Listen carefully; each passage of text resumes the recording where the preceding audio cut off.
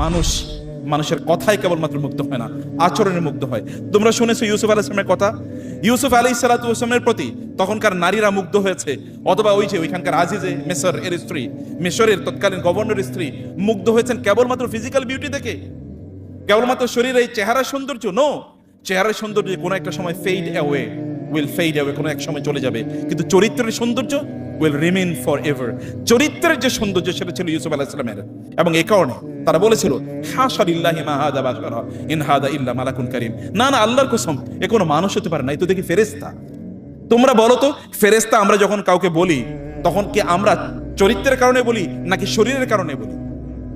আমরা কি কারণে বলি এই লোকটা ফেরেশতা তুল্য? এর মানে কি চরিত্র ভালো নাকি তার চেহারা ভালো? কোনটা? চরিত্র ভালো। ইউসুফ আলাইহিস সালাতু ওয়াস সালামের ক্যারেক্টার, তার চরিত্র তার চেহারার চেয়ে অনেক বেশি সুন্দর।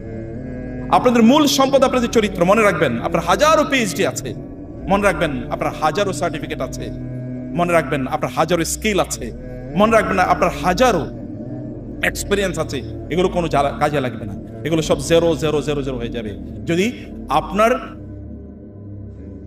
আমানতদারিতা, যদি আপনার আল আমিন এর মতো একটা চরিত্র থাকে, তাহলে এগুলো ওই সকল জেরোর শুরুতে একটা এক বসিয়ে দেবে, তখন এটা বিলিয়ন ট্রিলিয়ন হয়ে যাবে।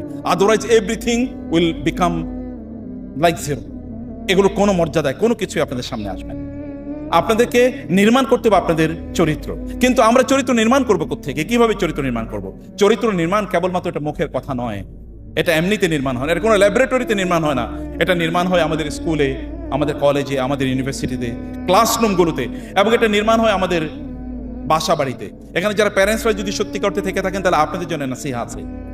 আপনাদেরকে বুঝতে হবে যে এটা নির্মাণ হয় আমাদের ঘরের কোণে, এবং শিক্ষকদেরকে বলবো এটা নির্মাণ হয় আমাদের ক্লাসরুমে অনেক বেশি। যেমনি ভাবে মুহাম্মদুর রাসূলুল্লাহ সাল্লাল্লাহু আলাইহি ওয়াসাল্লামের চরিত্র ছিল। তিনি যখন মদিনায় হিজরত করে যান, তখন মদিনার সবচেয়ে বড় জ্ঞানী, সবচেয়ে বড় ইন্টেলেকচুয়াল, বুদ্ধিজীবী, এবং সেখানে সবচেয়ে বড় এডুকেটেড ব্যক্তি, তার নাম ছিল আব্দুল্লাহ ইবনে সাল্লাম। তিনি ছিলেন ইহুদিদের রাবাই, এবং ইহুদিরাই তৎকালীন কেবলমাত্র তাদের মানে একাডেমিক নলেজ ছিল, অন্যদের একাডেমিক নলেজ ছিল। একাডেমিক নলেজ মানে তাদের বই, যেহেতু তাদের কাছে আসমানি কিতাব ছিল, এবং তারা একটা চর্চা করতে। এখনো দেখো ইহুদিরা কিন্তু পৃথিবীর সবচেয়ে বেশি পড়াশোনা করে। এই ইহুদিদের নেতা ছিলেন তিনি, রাবাই। তিনি যখন শুনলেন রাসূল সাল্লাল্লাহু আলাইহি ওয়াসাল্লাম মদিনায় গেছেন, তিনি কেবল তাকে দেখতে গেলেন, দূর থেকে তিনি তাকে দেখলেন। দেখার পরে তিনি কি মন্তব্য করেছেন জানো? আপনি কি জানেন তিনি কি মন্তব্য করেছেন?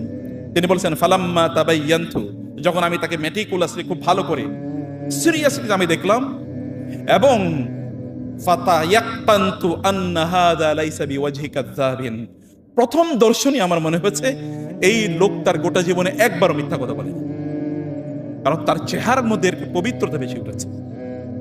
এবং তিনি বললেন, আমি যখন তার চেহারা দেখলাম, ইংরেজিতে বলা হয় love at the first sight, the first impression is the last impression, first impression last long. প্রথম দর্শনে ভালোবাসা, আমি তাকে দেখেই ভালোবেসে ফেলেছি, এবং আমি তাকে গিয়ে বললাম, আমি আপনার অনুসারী হতে চাই, আমি আপনার অনুসারী হতে চাই। মুহাম্মদুর রাসূলুল্লাহ সাল্লাল্লাহু আলাইহি ওয়াসাল্লাম তিনি আল আমিন, তার আল আমিন এই উপাধি, এটা তার নবুয়তের পূর্বের উপাধি। লোকেরা তাকে জানতেন আল আমিন এবং as-সাদিক, পরম সত্যবাদী, পরম বিশ্বস্ত। তার উপর নির্ভর করে যেত। যখন মক্কায় কোনো ঝামেলা বাজতো, তখন লোকেরা তার কাছে যেত। তোমাদের কাছে সেই ঘটনাটি মনে আছে যে যখন হাজার আসওয়াদ তার স্বস্থানে রাখার ব্যাপারে আরববাসীদের মধ্যে, মক্কাবাসীদের মধ্যে যখন প্রায় রক্তক্ষয়ী সংঘর্ষ হওয়ার মতো একটা অবস্থা তৈরি হয়, তখন তারা দৌড়ে আসে। ওয়ালিদ তাদের সবচেয়ে মুরব্বী, অর্থাৎ যিনি তাদের সবচেয়ে বয়োজ্যেষ্ঠ ছিলেন, তিনি বলেন যে তোমরা মারামারি করে একটা সমাধান করতে পারবে না, এভাবে সমাধান হয় না, করতে হবে কি? বলে করতে হবে আগামীকাল সকালে সবার আগে যিনি বাইতুল্লাহর চত্বরে, আমাদের এই প্রেমিজে, কাবার প্রেমিজে যিনি প্রবেশ করবেন, আমরা তাকে দায়িত্ব দেব। তিনি যেই সিদ্ধান্ত নেন, এটা আমাদের পক্ষে যাক বা বিপক্ষে যাক, আমরা সেটা গ্রহণ করব। সকালবেলা তারা অপেক্ষায় আছেন কে সেখানে আছে, কে সেখানে সবার আগে আসে। আর তোমাদেরকে জানতে হবে, সবার আগে যিনি ঘুম থেকে উঠতেন তিনি হচ্ছেন মুহাম্মদুর রাসূলুল্লাহ সাল্লাল্লাহু আলাইহি ওয়াসাল্লাম। তিনি তখনও নবুয়তের দায়িত্ব পান নাই, নবুয়ত এখনো তাকে দেওয়া হয় নাই, এবং মিশন এখনো তিনি শুরু করেন নাই। তার বয়স তখনও 25 মাত্র, অথবা 25-26, অথবা তার চেয়ে একটু বেশি, 28, 29, 30। এই সময়ে সেখানে দেখা গেল সবার আগে বাইতুল্লাহর চত্বরে যিনি প্রবেশ করেছেন তার নাম হচ্ছে মুহাম্মদ। লোকেরা বলল হাদা আল আমিন রাদিনা হাদা মুহাম্মাদুন, আল আমিন এসছে, ইনি যা বলেন আমরা তাই মেনে নেব, তিনি মুহাম্মদ। তিনি যা বলেন তাই মেনে নেবে। এরপরে তোমরা জানো কিভাবে মুহূর্তের মধ্যে তিনি সমস্যার সমাধান করে দিয়েছেন। এখন আমরা যারা কলেজে পড়ি, ইউনিভার্সিটিতে পড়ি, আমাদের রক্ত কিন্তু গরম থাকে। মারামারি যদি আমরা একটা বাজিয়ে দিতে পারি, কোথাও মারামারি বাঁধিয়ে দিতে পারি, তাহলে I have become something important. মানে কথায় কথায় মারামারি, ঝগড়া বিবাদ, এবং এটা আমাদের শক্তিমত্তার বহিঃপ্রকাশ। এটা আমরা দেখাতে চাই মারামারির মাধ্যমে। কিন্তু আমাদের নবীজি সাল্লাল্লাহু আলাইহি ওয়াসাল্লাম তিনি কি করেছেন? ওয়ারাশি নামক এক ব্যক্তি, তিনি আসেন, আমি কতগুলো গল্প বলে তারপরে প্রেমিসটা তৈরি করছি। ওয়ারাশি নামক এক ব্যক্তি ইরাক থেকে আসলো। সে এসে তার ওট বিক্রি করবে মক্কায়, খুবই চমৎকার ওট নিয়ে এসে। তো ওট যখন দেখলো আবু জাহল ওট দেখে আবু জাহলের খুব পছন্দ হয়ে গেছে। আবু জাহল তাকে বললো যে এই ওট কত? বলে যে এত। বলে আমি ওট কিনবো। বলে আলোচনা করেন। বলে আমার আলোচনা করার দরকার নেই, তুমি আমার ব্যাপারে জিজ্ঞেস করো আমি কে। লোকেরা বলে উনি আমাদের নেতা, কোনো সমস্যা নেই, নিয়ে যাক। নিয়ে গেলেন। তো পয়সা? বলে আগামীকাল সকালে তোমাকে পয়সা দেবো। এখন পরের দিন সকালে এই লোক তো মক্কার সবচেয়ে দামি লিডার এবং অনেক বেশি সম্পদশালী সম্ভ্রান্ত এক ব্যক্তির কাছে ওট বিক্রি করেছে। তার তো এখন খুবই মন ভালো, কারণ অনেক ভালো টাকা পাবে, ভালো দাম পাবে। পরের দিন সকালে যখন আবু জাহেলের বাসায় যায়, আবু জাহেল দরজা খুলে বলে তুমি কে? বলে আপনি আমাকে চেনেন, ভুলে গেছেন মনে হয় যে গতকাল আমার কাছ থেকে উট নিয়ে এসেছেন। উট? এটা আবার কি? গতকাল? এটা আবার কি? তুমি কি পাগল হয়ে গেছো? আমি তো তোমাকে চিনি না, তুমি কে? বলে আপনি মনে হয় ভুল করছেন স্যার, ওই যে আপনি গতকাল আমার কাছ থেকে উট এনেছেন না, আমি ওই যে ওইখান থেকে এসেছি। বলে না না, আমি তোমাকে চিনি না, তুমি চিট, মিথ্যুক, যাও এখান থেকে, বেশিক্ষণ দাঁড়ায় থাকলে মার দেবো। এই লোক ভাবলো সর্বনাশ করলাম কি আমি।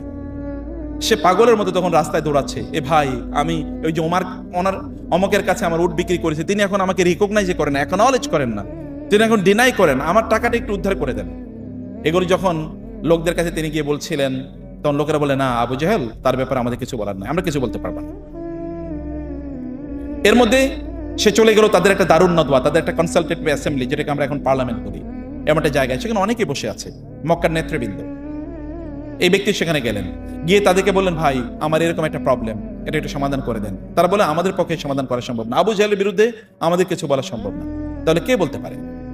বলছে ওই যে একজন লোক যাচ্ছে, ওনার কাছে যাও, উনি করতে পারেন। শুধু নবীজি সাল্লাল্লাহু আলাইহি সাল্লাম অলরেডি তখন মক্কার লোকদের কাছে ইসলাম প্রচার করছেন, তারা তার উপর জুলুম অত্যাচার করছে, তিনি প্রকাশ্যে আর দাওয়াত দিতে পারছেন না, তাকে পার্সোনা নন গ্রান্টা, নিষিদ্ধ বলে ঘোষণা করা হয়েছে।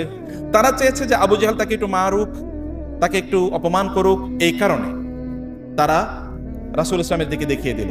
এই ব্যক্তি দৌড়ে গেলেন রাসূলের কাছে। রাসূল বলেন কি হয়েছে তোমার, বলো। বলে যে এই অবস্থা। তিনি বললেন আসো। তিনি এই আল ওয়ারাশির হাত ধরলেন, হাত ধরে তিনি তাকে আবু জাহেলের বাড়িতে নিয়ে গেলেন এবং আবু জাহেলের দরজা গিয়ে টোকা দিলেন। আবু জাহেল বলে কে? বলে আনা মুহাম্মদ, আমি। আপনি কেন এসেছেন? দরজা খুলে আপনি কেন এসেছেন? বলেন কি করতে হবে আপনার জন্য। বলে আমি এসেছি যে এই ব্যক্তির ওটের দামটা আপনি দেন না, এটা পরিশোধ করে দেওয়ার জন্য। আবু জাহেল বলেন আপনি দাঁড়ান, আপনার উপস্থিতিতে আমি দিয়ে দিচ্ছি। এবং আবু জাহেল দ্রুত ঘরে গিয়ে ওই ব্যক্তির টাকা এনে তাকে দামটা দিয়ে দিল। এই ব্যক্তি অবাক হয়ে তাকিয়েছে, ইনি কে? অন্যরা কেউ কথা বলতে চাইল না, কিন্তু ইনি কে? আবার ওনার কথার কারণে প্রভাবিত হয়ে আবু জাহেল দিয়ে দিল। এটা কেমন চরিত্র? ইমাম মালিক রাহিমাহুল্লাহ যখন তিনি পড়তে যাচ্ছিলেন, তার মা তাকে বললেন তাআল্লাম মিন ইলমি রাবিআতা ক্বাবলা তাআল্লাম মিন আদাবি রাবিআতা ক্বাবলা ইলমিহি। তুমি যাও, রাবিয়ার আদব, তার শিষ্টাচার তার কাছ থেকে আগে শেখো, তার জ্ঞান শেখার আগে। শিষ্টাচার ইজ ভেরি ইম্পর্টেন্ট। আমরা শিক্ষকরা যদি ক্লাসরুমে রোল মডেল যদি না হয়ে যাই, আমাদের শিক্ষার্থীরা যদি মনে না করে আমার শিক্ষকই এই পৃথিবীতে এমন একজন মানুষ যিনি যা বলেন তিনি তাই করেন।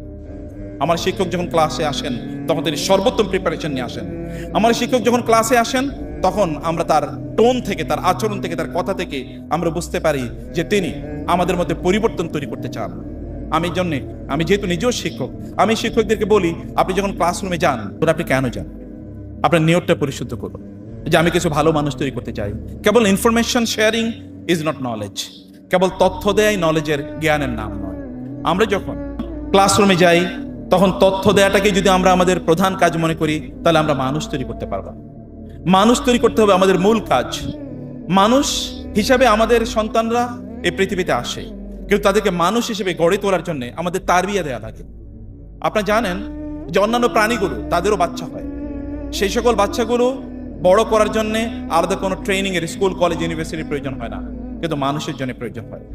মানুষকে মানুষ হিসেবে গড়ে তোলার জন্য তারবিয়ার প্রয়োজন হয়। আল্লাহ তাআলা এই কারণে যুগ যুগ ধরে নবী রাসূলদেরকে মানুষের মাঝে পাঠিয়েছেন এবং নবী রাসূলদের উত্তরসূরি হিসাবে আল্লাহ সুবহানাহু ওয়া তাআলা আলেমদেরকে অথবা শিক্ষকদেরকে দায়িত্ব প্রদান করেছেন।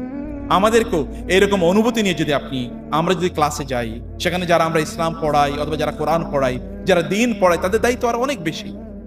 বরং আমি বলবো যে যেই সকল শিক্ষকরা বা শিক্ষিকারা তারা ক্লাসে যাওয়ার আগে আল্লাহর কাছে দোয়া করেন, হে আল্লাহ, আমি কিছু ভালো মানুষ তৈরি করতে চাই, আমার কথার মাধ্যমে যেন তারা মুগ্ধ হয়, তারা অনুপ্রাণিত হয়, আমার আচরণের জন্য তারা ভালো মানুষ হওয়ার অনুপ্রেরণা পায়, তারা যেন ভালো মানুষ হওয়ার জন্য তারা যেন প্রত্যয় এবং প্রতিজ্ঞা গ্রহণ করে। এই অনুভূতি নিয়ে যদি আমরা ক্লাসরুমে যাই, তাহলে সত্যি বিশ্বাস করুন আমাদের এখানেও আবারও আলামিনরা তৈরি হবে। এখানেও সেরকম মানুষরাই তৈরি হবে যারা ছিল আবু বকরদের মতো। যখন তারা প্রশাসন পরিচালনা করতেন তখন তারা ছিলেন ভয়াবহ শক্তিশালী, আর রাতের বেলা যখন তারা নামাজে দাঁড়িয়ে যেতেন অথবা কোরআন তেলাওয়াত করতেন তখন তারা কাঁদতেন। তারা ওমর রাদিয়াল্লাহু তাআলার মতো ব্যক্তি হবেন, যখন তারা প্রশাসনে যাবেন তখন তারা বলবেন যে যদি ফোরাত নদীর তীরেও অথবা যদি সেই ইরাকের কোনো প্রত্যন্ত অঞ্চলে রাস্তাগুলো মসৃণ না হওয়ার কারণে কোনো ওট যদি হোঁচট খেয়ে পড়ে যায় অথবা কোনো কুকুর যদি না খেয়ে মারা যায়, তাহলে আমি ওমরকে আল্লাহর কাছে জবাবদিহি করতে হবে। এই অনুভূতি তখন তৈরি হবে। তখন তিনি দিনের বেলা ঘুমাতে পারবেন না, মানুষকে সার্ভিস দেবেন এই ভয়ে। রাতের বেলা ঘুমাতে পারবেন না, আল্লাহ সুবহানাহু ওয়া তাআলার সাথে সম্পর্ক নষ্ট হয়ে যায় কিনা। ওমর ইবনে আব্দুল আজিজের মতো হবেন, যখন তাকে রাষ্ট্রীয় দায়িত্ব বা খেলাফতের দায়িত্ব প্রদান করা হবে তখন তিনি পড়ে যাবেন ধপাস করে ইন্না লিল্লাহি ওয়া ইন্না ইলাইহি রাজিউন বলে। তার স্ত্রী যখন তাকে প্রশ্ন করেছিল কেন হয়েছে, আপনি কেন বেহুশ হয়ে গেলেন, তিনি বলেন উম্মার এত বড় দায়িত্ব আমার কাঁধে এসেছে, আমি কি দায়িত্ব পালন করতে পারবো? কিয়ামতের দিন যদি আমার রব আমাকে জিজ্ঞেস করেন তুমি কি ঠিকমতো দায়িত্ব পালন করতে পেরেছো কিনা, তখন আমি কি বলবো? এই ভয়ে আমি বেহুশ হয়ে পড়েছি। তখন তারা এটাকে প্রিভিলেজ হিসেবে গ্রহণ করবে না, পজিশনকে তারা প্রিভিলেজ হিসেবে গ্রহণ করবে না, তারা এটাকে মনে করবে তাদের রেসপন্সিবিলিটি জায়গা, প্রত্যেকটা ক্ষেত্রে তাদেরকে জবাবদিহি করতে হবে। আলী রাদিয়াল্লাহু তাআলা আনহু আকিল যখন তার কাছে গিয়েছেন, আলী তখন আমিরুল মুমিনিন, তার ভাই যখন তার কাছে গিয়েছেন রাষ্ট্রীয় কোষাগার থেকে একটু ঋণ নেয়ার জন্য, তিনি রাতে তার অফিসে বসে লণ্ঠন জ্বালিয়ে কাজ করছিলেন। তিনি তার বললেন কে, দরজা বন্ধ করে বলেন আমি তোমার ভাই আকিল, তুমি কেন এসছো? অফিসিয়াল কোনো কাজে, রাষ্ট্রীয় কোনো কাজে নাকি তোমার পার্সোনাল কাজে? বলে আমার পার্সোনাল কাজে এসেছি। তারপরে তিনি যখন দরজা খোলেন, দরজা খোলার পরে দেখা যায় যে অন্ধকার। কি ব্যাপার, এতক্ষণ দেখলাম আলো, এখন অন্ধকার কেন? তিনি বলেন আমি তোমাকে আগেই জিজ্ঞেস করেছি তুমি কেন এসছো, তুমি বলেছো তোমার পার্সোনাল কাজে এসছো, আমি রাষ্ট্রীয় বাতি জ্বালিয়ে তোমার পার্সোনাল সার্ভিস দিতে পারি না। আকিল বলেন আমার প্রশ্ন, আমি যে জন্য এসেছি আমি পেয়ে গেছি। বলে কেন এসে তুমি তো আমাকে বলোই নি? বলে আমি এসেছিলাম রাষ্ট্রীয় কোষাগার থেকে কিছু ঋণ আপনার কাছে চাওয়ার জন্য, আর আপনি মানে এখানকার লণ্ঠন বন্ধ করে আমার সাথে কথা বলছেন, আপনি যে দেবেন না এটা আমি বুঝতে পেরেছি। মানুষ, এমন মানুষ আমাদের তৈরি করা দরকার। এমন মানুষ যদি আপনারা হতে চান, তোমরা যদি এমন একজন মানুষ হতে পারো যাদের উপর বিশ্বাস রাখা যায়, আস্থা রাখা যায় এবং তারা দায়িত্বশীল, সত্যি তিনি বুঝেন যে তার দায়িত্ব কি, তিনি যা কমিট করেন তা তিনি করেন এবং তিনি মানুষের কল্যাণে তারা নিজকে উজাড় করে দেন, কেবল আত্মকেন্দ্রিক না। এমন যদি হতে পারো তোমরা একজন, এবং তোমাদের চরিত্রে যদি এমন একটা উপাদান তৈরি করতে পারো, সমগ্র পৃথিবীর মানুষ তোমাদের কাছে কৃতজ্ঞ থাকবে। কারণ রাসূল সাল্লাল্লাহু আলাইহি ওয়াসাল্লাম বলেছেন কিয়ামতের একটা আলামত হলো এমন একটা সময় আসবে যখন বলবে ওই এলাকায় একজন আল আমিন আছে, পরম বিশ্বস্ত মানুষ আছে, অথবা পরম সত্যবাদী মানুষ আছে, অথবা নির্ভরযোগ্য একজন মানুষ আছে, ওই এলাকায় কেবল একজন আছে। তোমরা সেরকম একজন হয়ে যাও না। কেবলমাত্র চরিত্রের মাধ্যমে একজন মানুষ কিয়ামতের দিন আল্লাহ তার কাছে সবচেয়ে সম্মানিত হবে এবং দুনিয়া সবচেয়ে সম্মানিত হবে। নলেজের পাশাপাশি তোমরা সবচেয়ে বেশি জ্ঞানী হয়ে যাও, তার পাশাপাশি তোমরা সবচেয়ে উত্তম চরিত্রের অধিকারী হয়ে যাও। তোমাদের বন্ধু বান্ধবরা তোমাদের ব্যাপারে বলুক যে আমার ওই ফ্রেন্ড, সে কোনোদিন মিথ্যা কথা বলে না, আমার ওই ফ্রেন্ড কোনোদিন অন্যায় করে না, আমার ওই ফ্রেন্ড তার উপর বিশ্বাস রাখা যায়, আস্থা রাখা যায়, আমার ওই ফ্রেন্ড কোনোদিন কারো ক্ষতি করে না। এরকম একজন মানুষে পরিণত হওয়া কি খুব কঠিন কাজ? কি বলো তোমরা, এটা কি খুব কঠিন কাজ? এটা কি হওয়া সম্ভব কিনা? আমরা কি আচ্ছা একজন এমন মানুষ হতে পারি না যিনি আল আমিন, যাকে আইন অথবা সিসি ক্যামেরাই কেবলমাত্র তাকে নিয়ন্ত্রণ করবে এরকম নয়। আল্লাহর একটা ক্যামেরা আছে, এই ক্যামেরা নিয়ন্ত্রণ করবে আমাদেরকে। আল্লাহর ক্যামেরা। যখন তুমি সোশ্যাল মিডিয়াতে যাও তখন তুমি কি দেখো? তোমাদের এখন যে সময়, আমি লাস্ট মিনিটে তোমাদেরকে কয়েকটা নসিহত করে শেষ করছি। তোমাদের এখন যে সময়, এই সময়টা তোমাদের নিজেকে তোমাদের তৈরি করতে হবে, তোমাদেরকে নির্মাণ করতে হবে, তোমাদের চরিত্র তোমাদেরকে নির্মাণ করতে হবে। তোমাদের ঘরে, তোমাদের আচরণে তোমাদের ঘরের মানুষরা পরিবর্তন হয়ে যাক, এবং তোমাদের কলেজে তোমাদের আচরণের মাধ্যমে তোমাদের সহপাঠীরা পরিবর্তন হয়ে যাক। এবং তোমাদের সমাজের লোকেরা তোমাদের ব্যাপারে বলুক, উনি তো ফেরেশতা তুলল, এই মেয়েটা তো ফেরেশতার মতো, এই ছেলেটা তো ফেরেশতার মতো। এরকম মানুষে আমাদের নিজেদেরকে রূপান্তরিত করা দরকার। ওমর ইবনুল খাত্তাব রাদিয়াল্লাহু তাআলা আনহু রাতের অন্ধকারে তিনি ঘুরে বেড়াচ্ছিলেন। এর মধ্যে তিনি শুনলেন একজন নারী তার কন্যা সন্তানকে বলছে যে দুধের সাথে একটু পানি মেশাও। বলে, মা তুমি কি শোনোনি আমিরুল মুমিনিন নিষেধ করেছেন দুধের সাথে পানি মিশিয়ে বিক্রি করতে, কারণ এটা চিটিং। তিনি বলেন, আমিরুল মুমিনিন এত রাতে কোত্থেকে আসবে? এই ছোট মেয়েটি বলল, মা আমিরুল মুমিনিন কোত্থেকে আসবে? আমিরুল মুমিনিন শোনেন না অথবা দেখেন না বটে, কিন্তু আমিরুল মুমিনের রবকে দেখেন না? তিনি কি শোনেন না? তিনি তো দেখেন, তিনি তো শোনেন। আমিরুল মুমিনিন তখন সেদিক দিয়ে যাচ্ছিলেন, তিনি শুনলেন এই কথা। তিনি তার সাথীকে বলেন, এই ঘরটা সিলগালা করো, এটা আইডেন্টিফাই করে রাখো। সকালবেলা এদেরকে ডাকলেন, ডেকে নারীকে বললেন, গত রাতে তোমরা এরকম কথাবার্তা বলেছো কেন? এ নারী বলেন, আমি বিধবা, আমার স্বামী মারা গেছে, সামান্য একটু দুধ বিক্রি করে আমাদের সংসার আমরা চালাই, এতে সংসার চলে না। এই কারণে মেয়েকে বলেছে একটু দুধের সাথে পানি মিশিয়ে তারপরে বিক্রি করে যেন সংসার চলে। আমিরুল মুমিনিন তার নিজকে ধিক্কার দিলেন, আমি কেমন আমিরুল মুমিনিন যে একটা পরিবার তার সংসার চলে না আমি এটা জানি না? তিনি তার নিজকে ধিক্কার দিলেন। তাদের জন্য কোনো পানিশমেন্টের ব্যবস্থা নাই, তাদেরকে বলেন যাও, বাসায় চলে যাও। তিনি তাদের জন্য পর্যাপ্ত খাবারের ব্যবস্থা করলেন।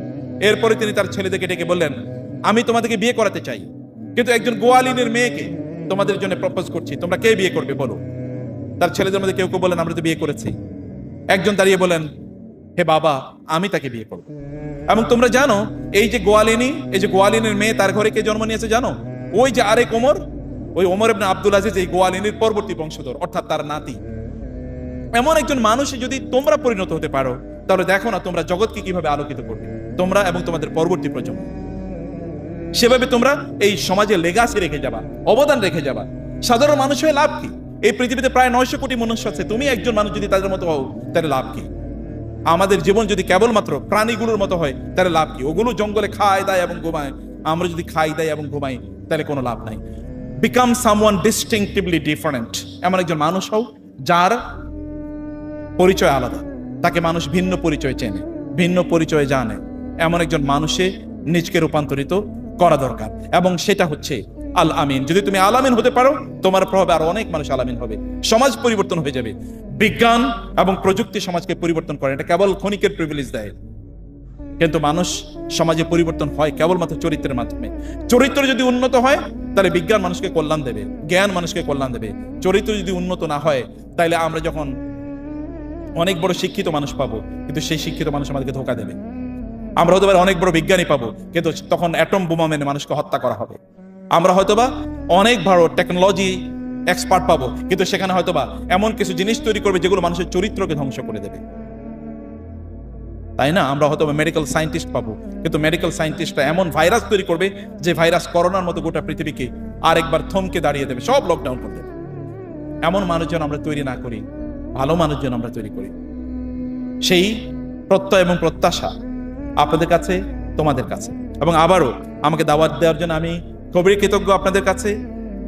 আল্লাহ সুবহানাহু ওয়া তাআলা ঢাকা রেসিডেন্সিয়াল মডেল কলেজের মধ্য থেকে এমন কিছু মানুষ তৈরি করুক যারা সত্যিকার অর্থে আল আমিন হবে ইনশাআল্লাহ, যারা সত্যিকার অর্থে আল আমিন হবে ইনশাআল্লাহ। হওয়া যাবে তো ইনশাআল্লাহ? এবং কোন এক সময় যেন আমরা বাংলাদেশের যে সকল জায়গায় লোকেরা কাজ করবে, সেখানে যেন রেসিডেন্সিয়ালের স্টুডেন্টরা মানে হচ্ছে এরা আল আমিন, এরা পরম বিশ্বস্ত, এদের উপর নির্ভর করা যায় এবং তারা দায়িত্বশীল। এরকম যেন আমরা কিছু মানুষ পাই তোমাদের মাধ্যমে ইনশাআল্লাহ। পাবো তো? আল্লাহ তাআলা তোমাদেরকে সেভাবে কবুল করে নিন, এবং আমরাও যারা শিক্ষকতায় আছি, আমরাও যেন এই দায়িত্বটা যতটুকু পালন করতে পারি, আল্লাহ তাআলা সেই তৌফিক আমাদেরকে দান করুন। আল্লাহুম্মা আমিন। এই আলোচনার মাধ্যমে এবং এই কিছু নাসিহায়ের মাধ্যমে আমরা আজকের এই আয়োজন এবং 3 দিন ব্যাপী তোমাদের যে cultural festival as well book fair, এটাকে আমরা উদ্বোধন ঘোষণা করলাম। হে আল্লাহ, তুমি এই কালচারাল ফেস্টিভ্যাল এবং বুক ফেয়ারকে তুমি কবুল করে নাও, এর মধ্যে তুমি বারাকা দান করো।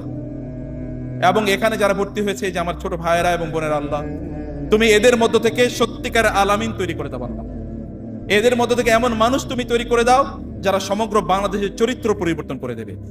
এরা যেখানে যাবে সেখানে তারা আলো ছড়িয়ে দেবে। আল্লাহ এখানে সাহাবায়ে কেরামের চরিত্র তারা ধারণ করবে এবং রাসূলুল্লাহ সাল্লাল্লাহু আলাইহি ওয়াসাল্লামকে উত্তমভাবে তারা রিপ্রেজেন্ট করবে। তারা যেই সেক্টরে যাক না কেন সেই সেক্টরটা তারা আলোকিত করবে এমন মানুষে তুমি তাদেরকে রূপান্তরিত করে দাও আল্লাহ। এরা পরিবারগুলোকে পরিবর্তন করে দেবে, সেভাবে তাদেরকে রূপান্তরিত করে দাও। হে আল্লাহ, আমরা ভালো মানুষ হতে চাই, তুমি আমাদেরকে তৌফিক দান করো। আমরা ভালো মানুষ গড়তে চাই, তুমি আমাদেরকে তৌফিক দান করো। আমরা ভালো মানুষের দায়িত্বশীল হতে চাই, তুমি আমাদেরকে তৌফিক দান করো। কিয়ামতের দিন আমরা তোমার কাছে একজন উত্তম আখলাকওয়ালা মানুষ হতে চাই, মানুষ হিসেবে দাঁড়াতে চাই। সেই তৌফিক আমাদেরকে দান করো, সেভাবে আমাদেরকে কবুল করে নাও। আল্লাহুম্মা আমিন। Thank you very much. জাযাকুমুল্লাহ খায়ের। হাদা ওয়া সাল্লাল্লাহু সুবহানাহু ওয়া তাআলা নবিয়ানা মুহাম্মদ ওয়া আলিহি ওয়া সাহবিহি আজমাইন।